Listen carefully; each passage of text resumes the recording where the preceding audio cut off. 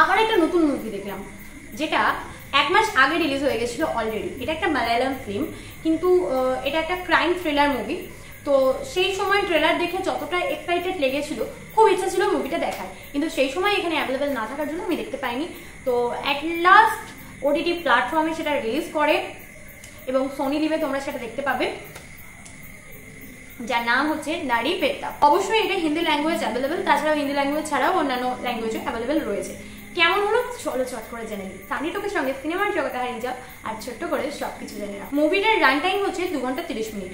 First starting থেকে তোমাদের একটু বোর ফিল হলেও হতে পারে, কিন্তু স্টার্টিং থেকে যে ক্লাইম্যাক্সটা একটা ধরে নেয় বা যে গ্রিপিং কিছু মুভমেন্ট থাকে, সেই ব্যাপারগুলো একটু কমজোরি লেগেছে। কিন্তু ফার্স্ট হাফের কথা যদি ছেড়ে দাও, সেকেন্ড হাফ থেকে কিন্তু একটা সাসপেন্স আর ক্লাইম্যাক্স। স্টোরি খুব সিম্পল। একজন ব্যক্তি আছে যিনি খুব গরিব ঘরে বড় হয়েছেন ছোট থেকে। তো তার ইচ্ছে কি আইপিএস অফিসার হবে।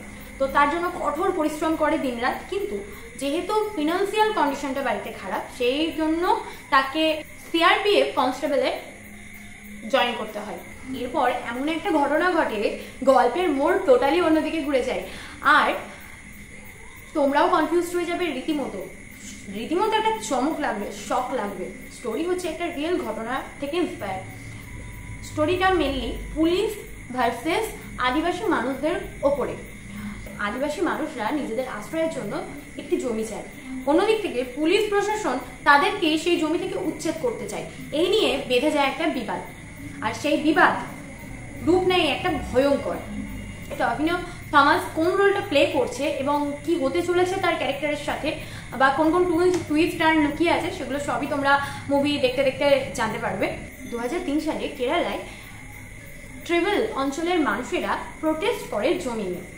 যে প্রোটেস্ট রীতিমতো একটা ভয়ঙ্কর হাড় হিম করার রূপ নেয়। সিরিয়াসলি তোমরা যখন ক্লাইম্যাক্সটা দেখবে না, তখন তোমাদের মাথায় আসবে যে সত্যি যদি এটা রিয়াল হয়ে থাকে, সত্যি যদি এটা ঘটে থাকে, কতটা খারাপ হয়েছিল। মানে আমি রীতিমতো দেখতে দেখতে আমার গায়ে কাঁটা, দেখো এখনো গায়ে কাঁটা লাগছে রীতিমতো। ফার্স্ট হাফ ছাড়ো, বোরিংনেস ছাড়ো, ধৈর্য ধরে সেকেন্ড হাফ অবধি ওয়েট করো, আর ফুল ফোকাস করো সেকেন্ড হাফের ওপর, কারণ আসল খেলা তো সেকেন্ড হাফে। আর ওই পুলিশ ভার্সেস যে আদিবাসী অঞ্চলের মানুষদের জমি নিয়ে প্রোটেস্টের ব্যাপারটা, যে লড়াইটা, সেটা কিন্তু যথেষ্ট পরিমাণে মন কাড়বে তোমার। যেহেতু এটা ক্রাইম থ্রিলার, তাই ব্রুটাল দিকটা তো এখানে রয়েছে। তার সাথে এটা কিন্তু বাচ্চাদের থেকে দূরে রাখাই ভালো, কারণ এখানে বলে দেওয়াই আছে 16+।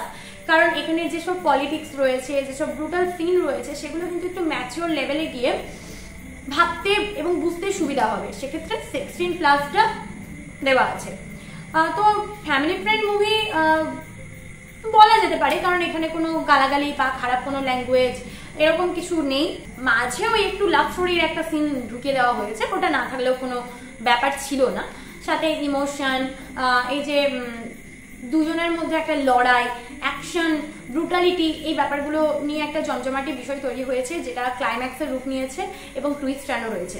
তো যদি তোমরা এই টাইপের মুভি দেখতে পছন্দ করো আর ক্রাইম থ্রিলার লাভার হয়ে থাকো, তাহলে এই মুভিটা তোমাদের জন্য। সানি টকের সঙ্গে সিনেমার গল্প হয়েছে শেষ, আবার আছি নতুন মুভি নিয়ে। তোমরা সবসময় দেখো ফ্রেশ।